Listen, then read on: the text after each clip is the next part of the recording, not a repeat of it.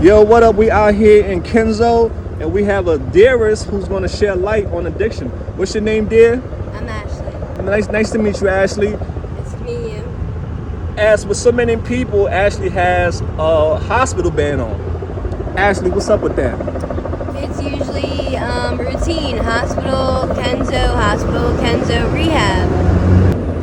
No, I didn't AMA. It's just the routine is hospital and then just straight to rehab. No physical therapy, not for the wounds that they have. It's almost like they put a Band-Aid on it and then send you on your way. But even the supplies for these wounds are astronomical. So there's no in-between of the hospital to the rehab. Well, here's your supplies. Here, we're going to teach you how to handle your wounds so you don't have to keep going back to the hospital. Like, they're just missing a big hole in the middle of it. And that's why it's so important for you and so many other people to speak up, because they're not in your shoes. They don't know what you're going through. So, dear, what are you out here struggling out here with drug-wise? Honestly, I'm trying to get on enough buprenorphine. All that thought, right? The demon train. Oh, look at these guys. That's cool. Especially him. He's like from... All right, dear, let's get back to it. I'm just trying to get on the right meds, buprenorphine, medical, mental meds, so that I can wake up and feel like the average person. Who I lack dopamine. I have so much anxiety that it's crippling. And I'm just trying to find that balance. But I feel like they look at it like certain meds are for everybody. And that's what they do. When you go to rehabs or comfort meds, it's all the same. We're not all the same people, though. We have different chemical imbalances. And I did have 7 years clean on methadone, but don't get me wrong, methadone is a great drug, but if you don't have transportation, if you are not committed to it, it is a rehab waiting to happen. Because you cannot go without it. You get very, very, very sick. Forget travel unless you have take-homes. And even then, they can call you and tell you, oh, you have to be in tomorrow to prove your take-home. It's called liquid handcuffs, and that's exactly what it is. So it's really hard to stay clean in this day and age, especially with the tranq, too. Because there's not meds for tranq withdrawal, and that's why you see people leaving hospitals, losing limbs, and people are like, oh my god, they're crazy, they're losing limbs. Well, because they're sick, and there's nothing that they're doing for them. And it's a shame, because doctors even told me they're learning as they're going.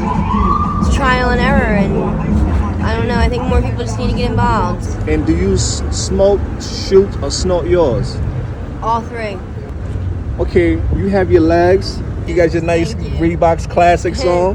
When you just saw our brother right here, his legs is gone because he didn't really tell me in depth. Like, he didn't really tell me what happened. See, it hurts. Yeah, and I wasn't understanding once they're gone, him. You don't get them back. Mm-hmm. So now this question is, how will you feel if that were to happen to you? How would that affect your life? I couldn't even answer that, because I think about that all the time. I think, wow, is it a vain thing where it's like, oh my god, I wouldn't want to be here?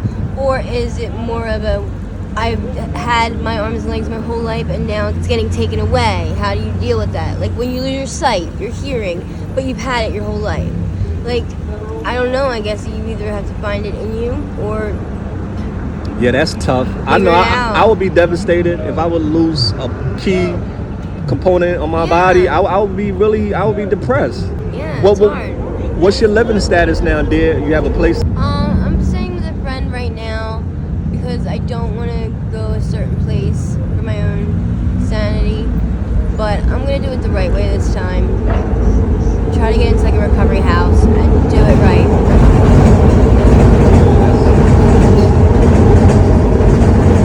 So you have had clean time in the past 7 years. Yeah. What triggered you, love? I got pregnant and I gave everything up for my son and I did the single mom thing. I focused on him.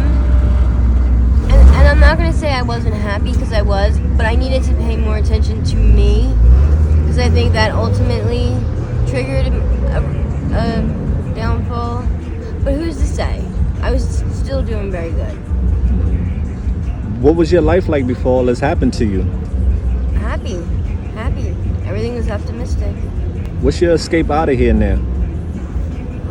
My mind gets out of here. Your what? My mind over matter. Knowing that I may think I need something, but I don't. There are a lot of people who judge people who struggle with drug addiction. What's your message for the world? I think about that all the time because I think, what if I was the outsider looking in? Would I be so judgmental? But let me ask you, when people drive and see people like this, do they honestly look at them and think they're happy, that they're partying, that they're living the dream? It's very, very sad. What do you see when you look around? When you see wheelchairs, when you see people laying on the ground, does that make you feel? Empty, completely empty.